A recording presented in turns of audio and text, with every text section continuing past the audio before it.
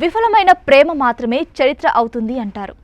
అలాగే విఫలమైన ప్రేమ మధురమైన జ్ఞాపకమని, అందుకే విఫలమైన ప్రేమలన్నీ కూడా మధుర జ్ఞాపకాలనని కొందరు చెబుతూ ఉంటారు.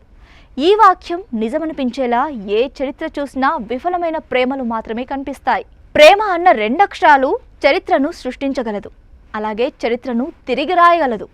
అందుకే ప్రపంచంలో దేనికి లొంగనిదిగా ప్రేమను అభివర్ణిస్తూ ఉంటారు. ప్రేమ గొప్పదని అందరూ ఒప్పుకుంటూ ఉంటారు. కానీ అదేం దురదృష్టమో కానీ ప్రేమ అన్న విషయం తమ పిల్లల దాకా వస్తే కానీ అంతవరకు పొగిడిన వారి తల్లిదండ్రులు సైతం ప్రేమపై అంతెత్తున లేచిపడతారు.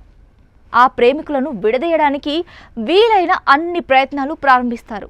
ప్రేమికులుగా మీరేమి సాధించలేరని, ప్రేమ ఆకర్షణ మాత్రమేనని, అందుకే తమ మాట విని ప్రేమ గీమ అంటూ నాశనం కావద్దని గీతోపదేశం చేస్తారు. అలా కాదని వారి పిల్లలు ప్రేమ విషయంలో ముందుకెళితే దానిని నాశనం చేయడానికి క్రూరమైన ప్రయత్నాలు సైతం ప్రారంభిస్తారు. అయితే ప్రేమ గురించి అంతలా భయపడే పెద్దలు కేవలం తమ పెద్దరికాన్ని నిరూపించుకోవడానికి తప్ప మరే విధంగానూ పిల్లల ప్రేమను విడదీయాల్సిన అవసరం లేదన్న విషయాన్ని మర్చిపోతూ ఉంటారు. ఇదంతా ఓ పక్క మాత్రమే. కొన్నిసార్లు ప్రేమ విషయంలో ప్రేమికుల తప్పులు సైతం వారి ప్రేమ విఫలం కావడానికి దారితీస్తుంది.